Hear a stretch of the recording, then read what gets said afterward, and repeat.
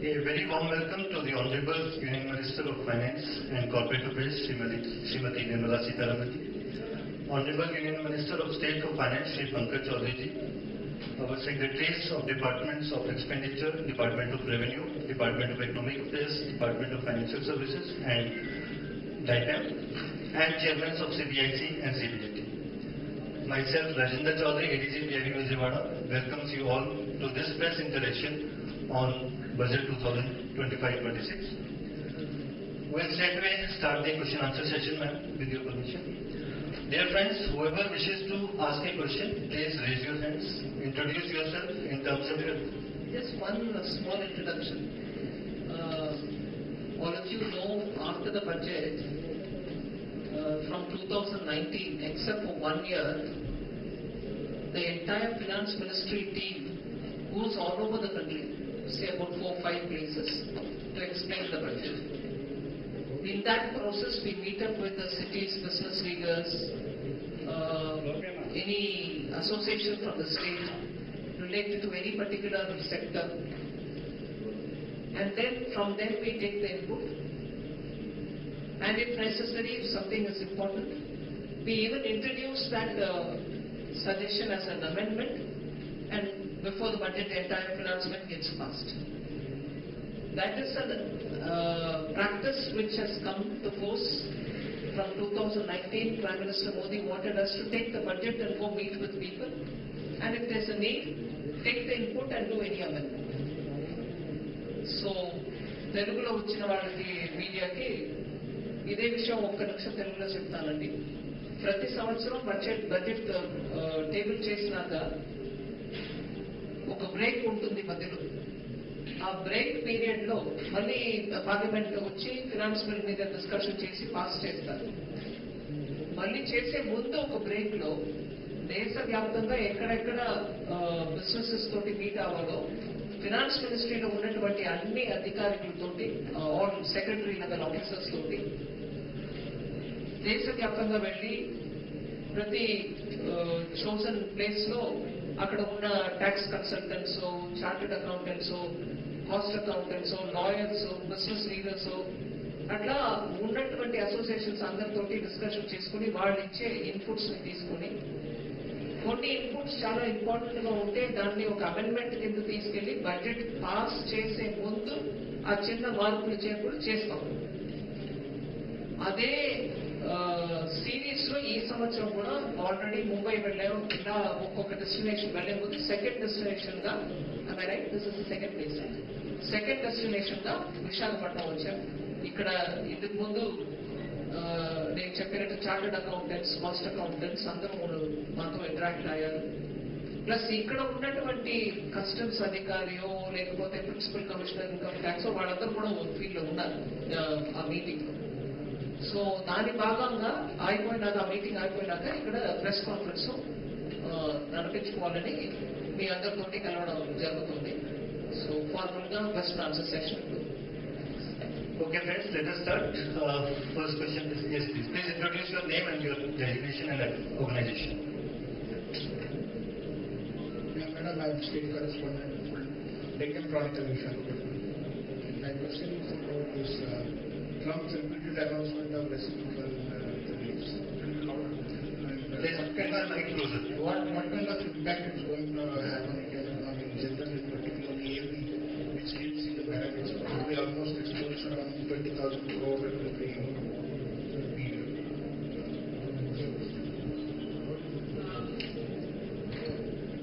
Reciprocal tariff is something about which the US President has been speaking. The Commerce Minister, Shri Piyush Goyal ji, has already gone to US, and he will be talking with the US Commerce Secretary and also US Trade Representative, USTR as they say. And based on the negotiation, he will have to come back and then we'll take a call. But before going, he's had consultations with a lot of stakeholders, and only after that he's gone to negotiate and talk with the US representatives. So it is only as we progress through the negotiation we'll be able to make an assessment. But we keep Indians' export interests in mind.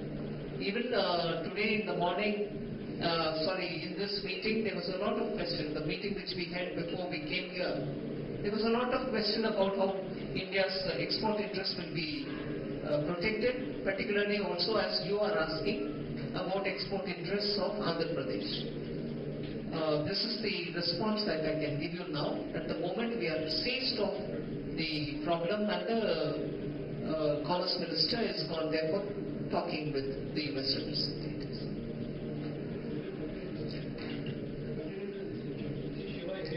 Please give the mic. One says that in yesterday's Congress meeting, India charges us auto direct higher than 100%. It will be impact on both countries' relationship with you. Do you think it? How do you defend this? It will be impact on both countries' relationships, and how do you defend this 100% charges on the US imports? First of all, what prevails today as tariffs are on very different counts. One, to protect your own industry, which you will continue to protect even afterwards. But it's also a question of our exports and the possibility of our exports also in reaching newer markets. So when you are at a stage of development where your own industry has to grow, you will tend to make sure that as per the WTO norms, whatever is the trade tariff which you can levy. Tariff is a legitimate instrument. You can levy, you will levy. So that is how it has been happening. And it is consistent, as I said, with the WTO trade. Now the question of a bilateral relationship with a country and the tariff discussions between the two countries concerned is what we are referring to now when we are talking about the US and India. So both countries, obviously, they will take care of their interests, and we'll keep India's interest on the top and negotiate with them to see how best we can take it forward.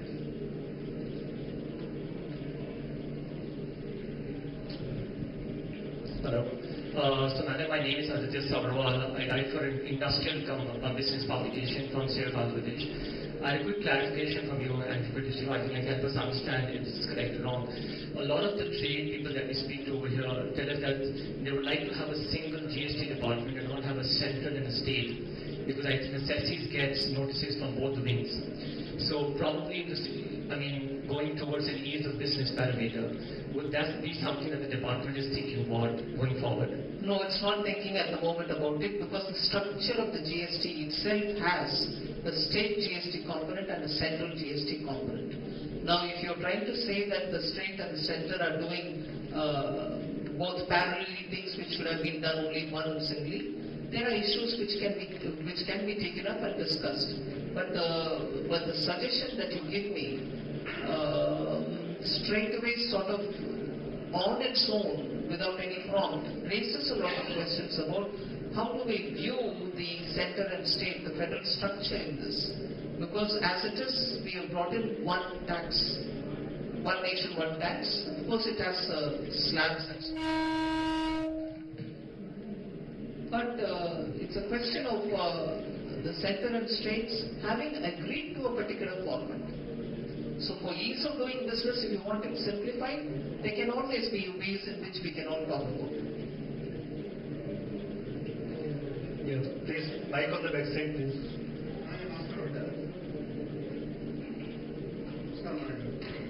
నా పేరు Madhu, Prajasakti bureau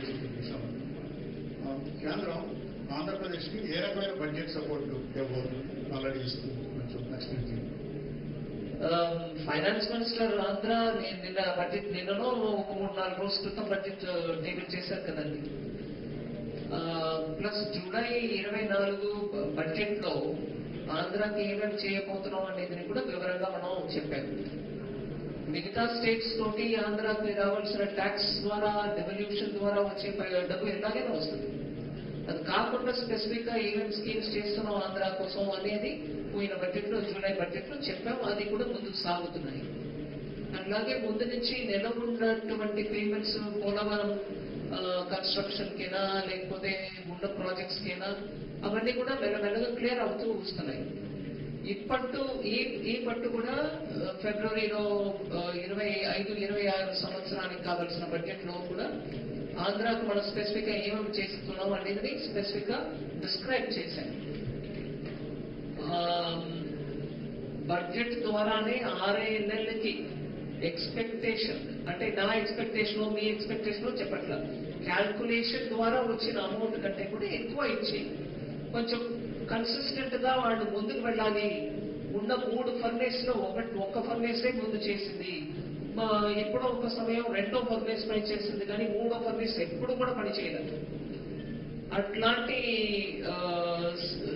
level కు వచ్చినటువంటి ఆర్ఐఎన్ఎల్ని restore చేయడానికి, దానికి full support ఇవ్వడానికి కేంద్ర ప్రభుత్వం ద్వారానే బాగా అనౌన్స్మెంట్ చేసాం. అది కాకుండా ఆ అనౌన్స్మెంట్ వచ్చిన తర్వాత నుంచి ఏ బ్యాంక్స్ వాళ్ళతోటి డీల్ చేస్తున్నారో వాళ్ళందరూ కూడా ఇప్పుడు ఆర్ఐఎన్ఎల్కి ఫేవరబుల్ గా సెంట్రల్ గవర్నమెంట్ సపోర్ట్ ఇచ్చింది కాబట్టి వాళ్ళకి కావాల్సిన సపోర్ట్ వాళ్ళ బ్యాంక్ ద్వారా కూడా ఇప్పిస్తున్నారు. అట్లాగా ఇండస్ట్రియల్ కారిడార్ డెవలప్మెంట్ కూడా 2 నోడ్స్ ఆ ఇండస్ట్రియల్ కారిడార్ ఉన్నాయి. ఆ 2 నోడ్స్ లో కూడా సపోర్ట్ కేంద్ర ప్రభుత్వం ద్వారా ఫుల్ గా వస్తుంది. అమరావతికి క్యాపిటల్ బిల్డింగ్ కోసం వరల్డ్ బ్యాంక్ ఆర్ ఏడీబీ ఇట్లాంటి ఇన్స్టిట్యూషన్స్ ద్వారా లోన్స్ తెప్పించాలి, దానికి ఫేవరబుల్ గా నెగోషియేషన్ జరగాలి అనేది మీద మేము అందరూ కమిట్మెంట్ ఇచ్చాం. అవి జరుగుతూ ముందుకు పోతున్నాయి. రెడీగా నేను ఇవి చెప్పగలుగుతున్నాను.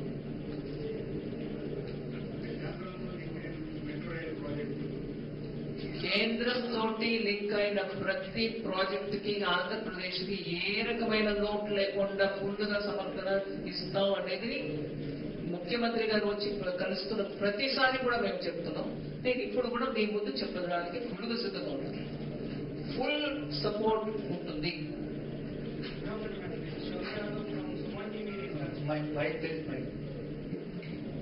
Dr. Madam, this is Shamdu Yadav from Suman TV Regional Chief.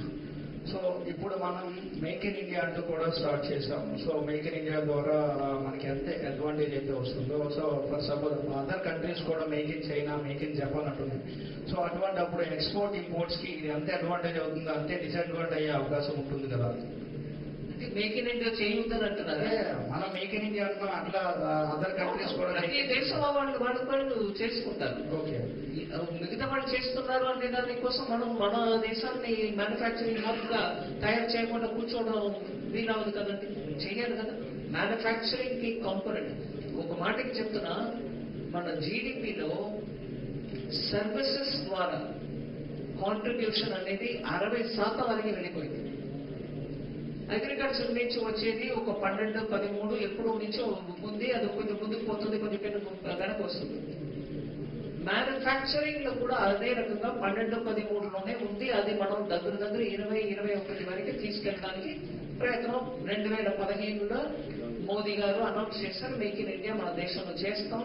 అది కాకుండా 2020లో ఆత్మ నిర్భర్ అనౌన్స్మెంట్స్ చేశాం. మన దేశానికి కావాల్సినటువంటి ప్రోడక్ట్స్ అన్నింటినీ కూడా మనమే ఉత్పాదన చేయడానికి అంత శక్తి మన దగ్గర ఉండాలనే దానికోసం మనం ప్లాన్ చేసుకున్నాం. దాని ప్రకారం వెళ్తున్నాం. మిగతా వాళ్ళు చేస్తున్నారనే దానికోసం మనం ఆపలేము, కానీ మన దేశానికి కావాల్సినది మినిమం మనమే ప్రొడ్యూస్ చేసుకోవాలి కదండి. ఒక ఉదాహరణ 2 ఉదాహరణ మనం మోదీ గారు ఎప్పుడు చెప్పేవారు. మన చవితి పూజ చేయడానికి విఘ్నేశ్వరుడు మూర్తి కూడా మట్టిలో చేయడం పోయి ఈ దేశంలో చైనా నుంచి వచ్చేయడం మొదలు పెట్టేది. అలాగే ఈ దేశంలో ఎక్కడ పడితే మీకు బ్యాంబూ ఉంది. అగరబత్తి చేయడానికి కూడా బ్యాంబూ చైనా నుంచి, వియట్నాం నుంచి ఇంపోర్ట్ చేయడం మొదలైంది. అగ్గిపెట్టెలు మన దేశంలో తయారు చేసాం. ఆ అగ్గిపెట్టెలు కూడా ఇప్పుడు విదేశాల వస్తుంది. ఇట్లా మనకు రోజువారీ కావాల్సిన పదార్థాలని కూడా ఇవాళ బయట దేశం నుంచి, చైనా నుంచి తెప్పించడం ఆ పరిస్థితికి వచ్చేసింది. ఆంధ్రప్రదేశ్లో సరి, తెలంగాణలో సరి ఫార్మాస్యూటికల్స్ పెద్ద ఎత్తున మందులు తయారు చేసేది. మన లీడింగ్ కంపెనీస్ అన్ని ఇక్కడ ఉన్నాయి. ఇక్కడ మీకు ఉన్నాయి కదా ఒక స్పెసిఫిక్ ఫార్మా సెంటర్ హబ్. వాళ్ళకి యాక్టివ్ ఫార్మస్యూటికల్ ఇంగ్రీడియంట్స్ అంటారు, ఏపీఐ. మీకు ఒక మెడిసిన్ తయారు చేయాలంటే దానికి కావాల్సిన మెయిన్ ఇంగ్రీడియంట్స్ మన దేశంలో ఫుల్గా తయారు చేసేవాళ్ళు. కానీ ఒక 25-30 సంవత్సరాల క్రితం వాళ్ళు మన మీద డంప్ చేయడం వల్ల, ప్లస్ మనం 100 రూపాయలు తయారు చేసిన అదే ప్రోడక్ట్ ని వాళ్ళు 30 రూపాయలకి ఇవ్వడం మొదలుపెట్టినప్పటికీ మన దేశంలో ఏపీఐ ప్రొడక్షన్ మెల్లగా తగ్గిపోయి అవన్నీ అక్కడ వెళ్ళిపోయాయి. కానీ మందులేమో మనకు కావాలి.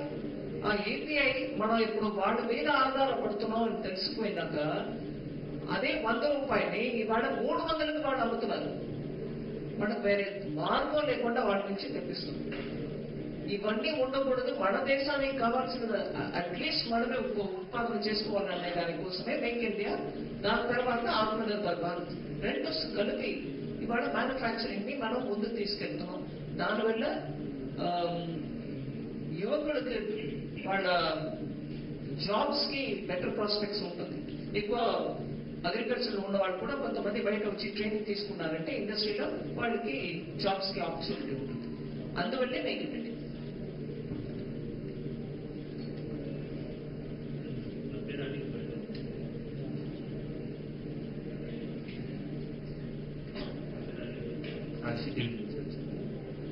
మేడం, ఆర్ఐఎన్ఎల్కి సంబంధించి స్టీల్ ప్లాంట్ యూనియన్స్ అన్ని కూడా 3 years పాటు ట్యాక్స్ హాలిడే ఇవ్వాలని డిమాండ్ చేస్తున్నారు. ఎందుకంటే ఇప్పుడు ఇచ్చినటువంటి ప్యాకేజ్ కొంత సర్వైవల్ అవుతాం, ఇంకా ఉన్నటువంటి కష్టాలు అధిగమించాలంటే ట్యాక్స్ హాలిడే కావాలని అడుగుతున్నారు. దానివల్ల సానుకూలంగా నిర్ణయాలు తీసుకోబోతున్నారా? ఇంకోటి ఏంటంటే క్యాపిటల్ రీస్ట్రక్చరింగ్ చేయాలని కూడా అడుగుతా ఉన్నారు. దాని మీద కూడా మొదలు పెట్టాము కదండి. ఇప్పుడు వాళ్ళు ఎంత ఎక్స్పెక్ట్ చేశారో అంతకంటే కూడా మనం ఇస్తున్నాం కదా, చూద్దాం.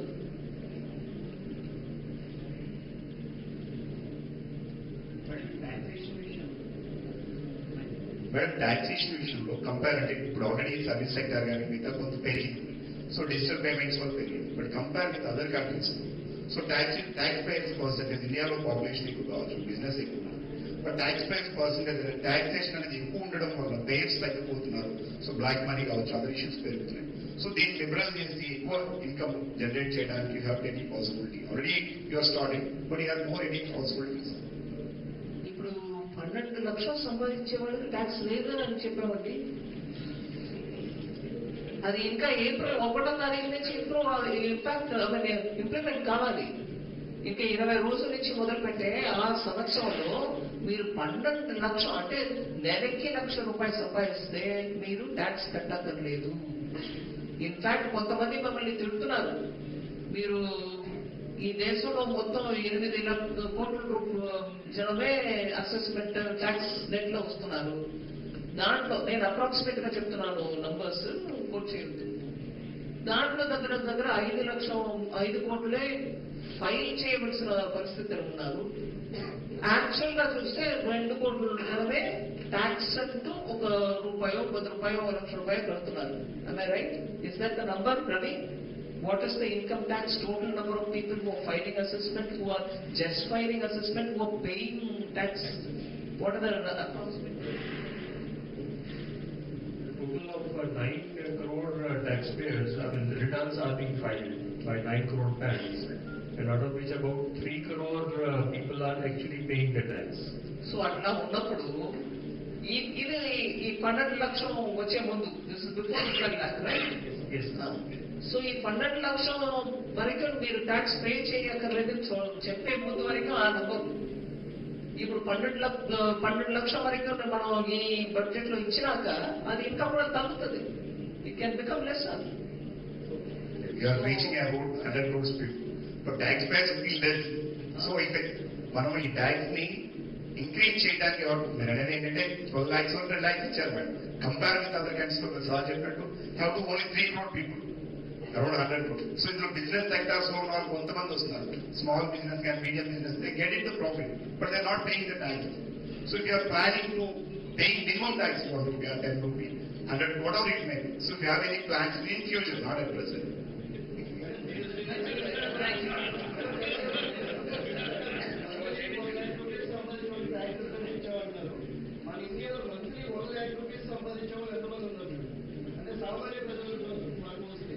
ఒక్క నిమిషం, అంటే ది ఐడియా ఈ ప్రశ్న అడిగే వెనక ఏమి ఐడియా?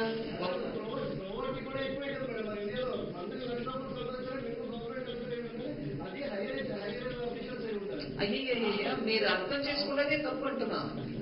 నేను మినిమం ₹1,00,000 సంపాదిస్తే మీకు ట్యాక్స్ ఎగ్జంప్షన్ చెప్పలా. 1,00,000 వరకు మీ 80,000 సంపాదించినా, 70 సంపాదించినా, 50 సంపాదించినా, 30 సంపాదించినా, 10,000 సంపాదించినా కూడా మీకు ట్యాక్స్ లేదంటున్నా బాబు. మీరు ఉంటా చెప్తున్నారు, అది తలగల పెట్టు.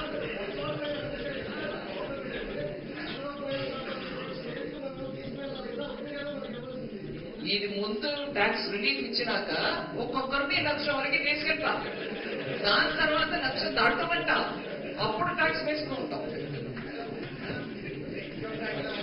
టైం ప్రొసీజర్ ఇన్కమ్ ట్యాక్స్ 30% ఉంటుందనే దానివల్లనే కొంత ఎగ్జామ్షన్ ఉంటుంది. అది తగ్గిస్తే very possibility. Only income tax లో వచ్చిన ₹100లో 30% గవర్నమెంట్ తీసుకుంటుంది కాబట్టి అంత పే చేయడానికి ఇష్టపడడం లేదు, అందుకే చాలా మంది పే చేయట్లేదు అనేది this a reason. So if any consideration is decreasing, అంటే ట్యాక్స్ పేస్ 100 కోట్లు సంపాదించేవాళ్ళు. ఎక్స్క్యూజ్ మీ, నేను చక్కగా తెలుగులో చెప్తున్నప్పుడు విన్న సొంపట్టుగా ఉంది, కానీ విషయం అది కాదు. ఈ పట్టు ట్యాక్స్ బెనిఫిట్స్, ట్యాక్స్ స్ట్రక్చరే మార్చాం కదా. ఈ 12,00,000 వరకు సంపాదించిన వాడికి మీరు ఏ ట్యాక్స్ కట్టవద్దు అని చెప్తూ, నువ్వు 2,00,000 సంపాదిస్తే ఇంత, 4,00,000 సంపాదిస్తే ఇంత, 8 అంటే ఇంత, అలా చెప్పుకుని 50,00,000 వరకు ₹1,00,00,000 దానికంటే పైన ఉన్న వాళ్ళకి కూడా రేట్ పెడుతున్నాం. అది ఎందుకు పెడుతున్నాం అండి? 12,00,000 వరకు సంపాదిస్తున్న వాళ్ళకి అది ఒక్కటే వాడి శాలరీ అన్నప్పటికీ ఏ ట్యాక్స్ లేదు.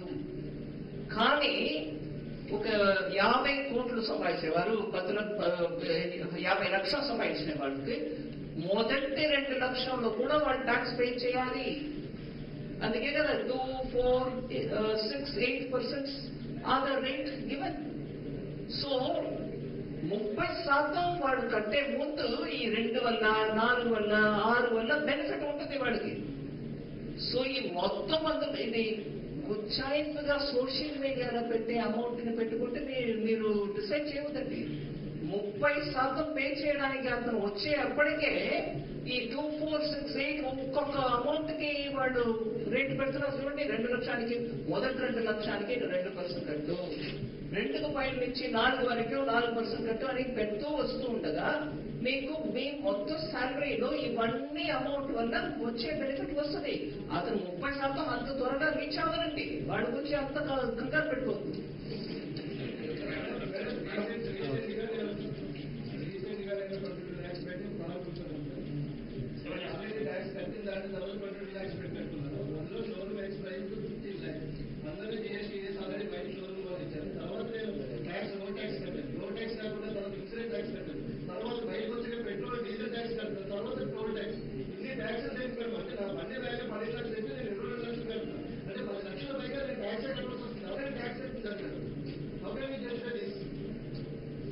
Taxation is not because you pay tax and therefore for everything else you are going to get a relief.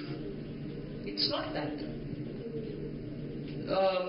Ajay, would you want to explain the justification or CBDQ? Anybody can explain the justification.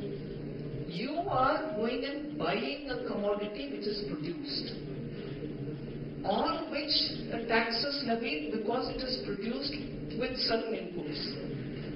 That tax you're paying. It's all right. You're at least in a position to go buy a buy a car. There are many others who can't. Now, what happens to the road which is levied, on which you're flying your car? That road is not laid by God. It is laid with government money. Where does it? No, wait a minute. It's all right. It's all again like that person. With due respects. దయచేసి నన్ను మన్నించండి. ఈ మాటని తిప్పేసి ఆవిడ ఇలా చెప్పారండి finance minister, చూసారా వస్తుంది మీడియా, సోషల్ మీడియాలో ఈ ధ్వనిలో వస్తుంది. ఆమె ఏంటండి ఇలా చెప్పేసి వెళ్ళిపోయిందండి, ఈ ధ్వనిలో వస్తుంది. దయచేసి అది కాదండి. ఈ దేశంలో ఉన్న మనం అందరూ కూడా చాలా మంది, మనలో చాలా మంది మనమైనా లేకపోతే మన చుట్టాలైనా న్యూ జెర్సీగా వెళ్తే మన వాళ్ళే ఉన్నారంట. అక్కడ ఏం చెప్తున్నాం అండి? వెళ్తే అమెరికాలంటే చూడు రోడ్డు మన ఊర్లో అంటావా? అమెరికాలో ఎయిర్పోర్ట్ చూడండి బాబోయ్ వెడిసిపోతుందండి చెప్తామా? అక్కడ 24 గంటలండి, ఒక్క నిమిషం కట్టు ఉండకుండా ఎలక్ట్రిసిటీ ఉంటుందండి. మన ఊరు చూడండి బాబు. నేను నర్సాపురంలో ఉండగా నేను చెప్తున్నాను, మీలాగనే నేను చెప్తాను. 16 గంటలు ఎలక్ట్రిసిటీ లేకుండా మా ఊర్లో ఉండేవాళ్ళం అండి. పశ్చిమ గోదావరి నిర్వహించే వాళ్ళు ఎవరండి? ఎవరు ఖర్చు పెడుతున్నారండి? దాని తర్వాత ఇవాళ హైదరాబాద్ ఎయిర్పోర్ట్, విశాఖపట్నం ఎయిర్పోర్ట్, నేను బెంగళూరు ఎయిర్పోర్ట్ వెళ్ళి చూడండి, దీనికి ఖర్చు ఎక్కడి నుంచి వస్తుంది? అట్లాగే ఎయిమ్స్ లాంటి హాస్పిటల్ మా అందరికీ కావాలి. ఒక ఢిల్లీకి మా విజయవాడకు కావాలి. ఎయిమ్స్ వస్తుందా? ఒక్క ఎయిమ్స్ కి మినిమం మొదటి సంవత్సరం మినిమం 900 crores ఒక్క సంవత్సరం అంతే. వచ్చే సంవత్సరం అది 1000 కోట్లు అవచ్చు, లేకపోతే 1200 crore అవచ్చు. అది ఎక్కడి నుంచి వస్తుందండి బాబు? మంచినీరు సరఫరా, జల్ జీవన్ మిషన్, ఒక్కొక్క ఇంటికి పైపు తెప్పిస్తున్నాం. మన ఊళ్ళో గోదావరి కృష్ణ మధ్యలో ఉన్నటువంటి ఆంధ్రప్రదేశ్ లో బిందులు వేసుకొని తాగుడు నీళ్ళకి ఎక్కడెక్కడ వెళ్ళారండి. నేను నా ఎక్స్పీరియన్స్ మళ్ళీ మీకు చెప్తున్నా. మత్స్యపురిలో ఒక గ్రామం పశ్చిమ గోదావరి, మీరు ఎవరైనా వెళ్ళి చూడండి. మాటకి నేను చెప్పట్లా, 16 సంవత్సరాల నుంచి వాళ్ళు, నేను చేసింది 2016లో 15లో చేసింది. ఆ ఊర్లో వెళ్తే ఫార్మసీ ఎక్కువ ఉంటుంది ఊర్లో, మిగతా కోట్లు తక్కువ ఉంటాయి. ఇదేంటంటే ఊరు ఇట్లా ఎన్ని మెడికల్ షాప్స్ ఏంటి అంటే తాగుడు నీరు సరిగా లేకపోవడం వల్ల ప్రతి ఒక్క జబ్బు, మీరు జబ్బు పేరు చెప్పండి, మత్స్యపురంలో ఒక్క పేషెంట్ అని దొరుకుతారు. వాళ్ళు మొత్తుకున్నారు, మాకు ఎన్నాటి నుంచి చెప్తామంటే మంచినీరు లేదు మనకు, ఎందుకంటే పైకి వచ్చినా సోర్స్ లేదు, వాటర్ సోర్స్ లేదు. ఏ ఊర్లండి? మత్స్యపురి, అది కూడా పశ్చిమ గోదావరి జిల్లా. గోదావరి ఇప్పుడు పుష్కరాలు వస్తున్నాయి, ఆ గోదావరిని వాళ్ళ తల్లి గోదావరి అంటున్నాం. ఇంట్లో నీళ్ళు లేదు ఒకటి, ఎలా వెళ్ళింది మత్స్యపురికి నీళ్లు? ఎవరు ఖర్చు పెడతారు? ఇట్లా మీరు చెప్పేది ఒక ఎమోషన్ తోటి మీరు చెప్తున్నప్పుడు కరెక్ట్, మీరు మాత్రం మన అందరం ఆ మాట చెప్పవచ్చు.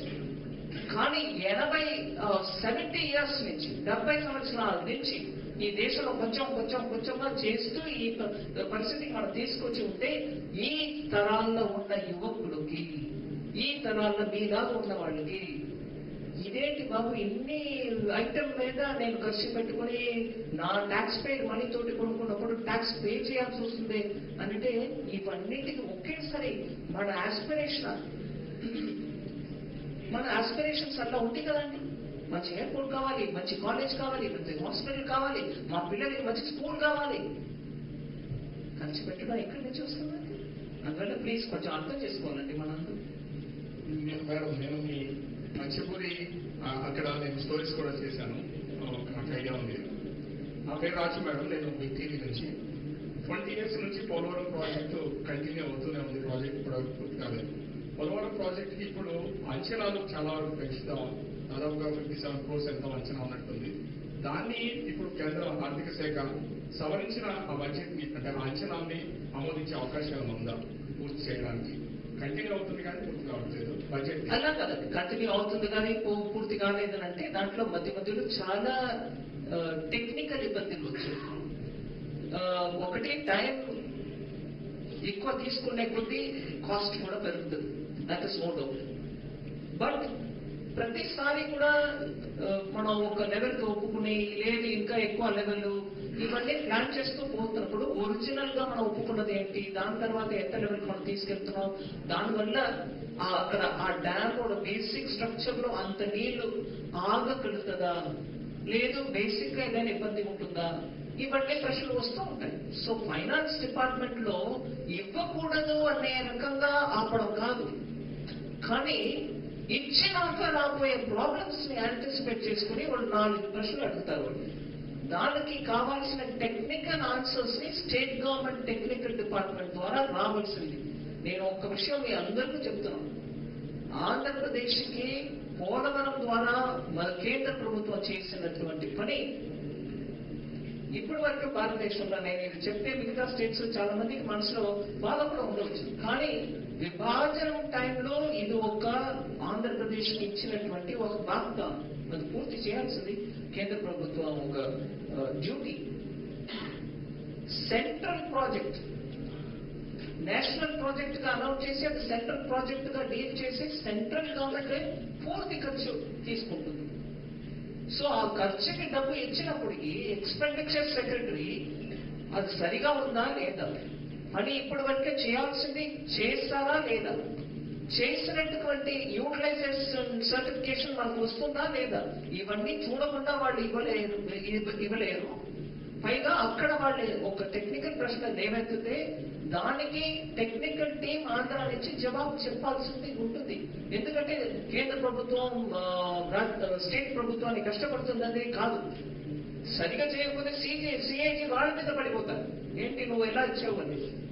సో స్టడీగా ప్రోగ్రెస్ అవుతుందని చక్కగా కంప్లీట్ అవుతుంది. టైంతో complete. Final question, then it goes honorable SMS to this. One final question. One question from Solar.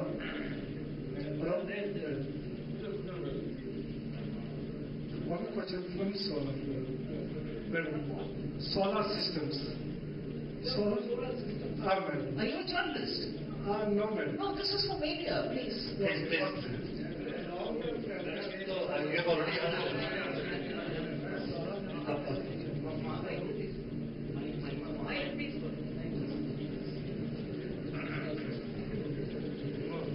నమస్తే మేడం, నా పేరు నరేంద్ర వర్మ, ఓటెన్ న్యూస్ నుంచి మేడం. ఓటెన్ న్యూస్ మేడం. మేడం ఇప్పుడు మా ఫాదర్ ఒక సర్వీస్ చేసి 65 years తర్వాత ఆయనకు వచ్చింది అమౌంట్ 10 lakhs బ్యాంక్ లో డిపాజిట్ చేస్తే అందులో కూడా ట్యాక్స్ కట్ చేస్తున్నారు మేడం. వచ్చిన అంటే ఎవ్రీ మంత్ ఆయనకి ఇన్కమ్ కోసం అని చెప్పి 10 lakhs డిపాజిట్ చేస్తే ఆ అమౌంట్ ఆయన ఎక్స్పెన్సెస్ కోసం ఎవ్రీ మంత్ వచ్చేలాగా పెట్టుకున్నారు. అందులో వచ్చేది 7,000 వస్తుంది, అందులో కూడా ట్యాక్స్ కట్ చేస్తున్నారు మేడం. అది నాకు డీటెయిల్స్ ఇవ్వండి. నాకు ఏ కేటగిరీ కింద ట్యాక్స్ అవుతుంది? Senior citizen madam. Senior citizen ఒక కేటగిరీ ఉంటుందండి, బట్ ఏ అమౌంట్ ఇన్కమ్ ఏంటి ఆ డిస్క్రిప్షన్ నాకు దొరికితే చెక్ చేయండి. మీరు ఒక్కరే అడుగుతున్నారండి, మిగతా వాళ్ళు మీ గురించి భయపడుతున్నారు. ఒక్క నిమిషం ఉండండి, మీకు జవాబు ఎన్ని కావాలంటే చెప్తా. వెనక మీ కాకుండా ప్రశ్న అడుకోకుండా కూర్చున్న వాళ్ళు భయపడుతున్నారు మీరు చూసి, అన్ని అడిగేస్తున్నారండి. Ma'am will get late this.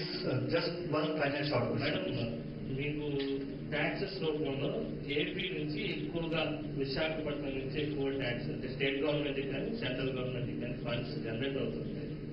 మీరు డెవలప్మెంట్ ఆస్పెక్ట్ లో అమరావతికి ఏ విధంగా అయితే సాయం చేస్తున్నారో, వెనుకబడిన ప్రాంతం ఉత్తరాంధ్ర విశాఖపట్నం డెవలప్ అవుతుంది, మెట్రోపాలిటన్ సిటీ, ప్రకృతి వనరులు కూడా ఉన్నాయి, కనెక్టివిటీ కూడా ఉంది. వైజాగ్ డెవలప్మెంట్ కోసం ఏమన్నా స్పెషల్ ఫండ్స్ కానీ ప్రాజెక్ట్స్ కానీ ఏమైనా ఇవ్వబోతున్నారా? ఎందుకంటే మెట్రో రైల్ ఉంది కానీ ఫండ్ అలొకేషన్ అయితే లేదు. డిపిఆర్ రెడీ అవుతుంది, ప్రతిసారి కూడా అంచనాలు సిద్ధం అవుతున్నాయి కానీ దానికి ఫండ్స్ లేవనేది ఉంది. అంటే వైజాగ్ డెవలప్మెంట్ కోసం స్పెషల్ ఫండ్ అలొకేషన్ చేస్తే బాగుంటుంది అనేది.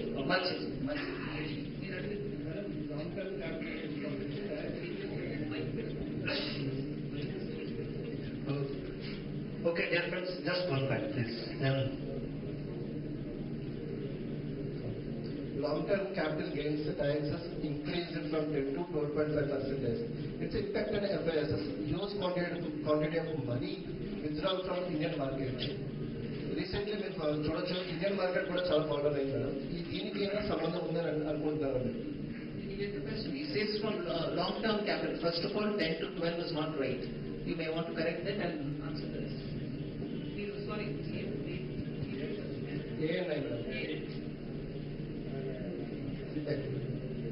These are two different aspects are there. You talked about the stock market, you talked about the taxation. The stock markets go up, go down for different reasons. What happens in other markets in the world? What are the interest rates in other markets of the world?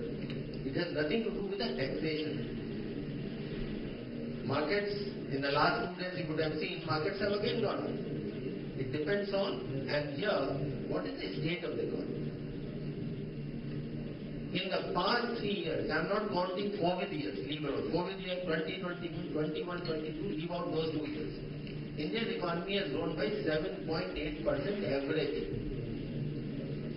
Other countries would try to emulate what India is doing. Even current year, the growth rate is expected to be 6.5%. Economy is doing well. So this is the strength of the economy. Markets at times, depending upon what the flows in the market are, that happens. As far as tax rates are concerned, Government of India does not take any view on differentiating between different asset classes. It says we will charge them uniformly. That is what the rate rationalization has been done. Just look at this manner, this is equity. In case of debt, it is the applicable slab rate. It can be 10%, it can be 20%, it can be 30%. In a long term, when you put 5-year money in a bank, if it is the income is low, it will be 10%. Those below 12 lakh doesn't have to pay any tax. But somebody has put 30 lakh income, will pay 30% tax on interest income. Yeah, one is paying on it 12.5%. So tax rate and stock market is are entirely two different classes. We should not mix them. Okay, thank you friends. Madam.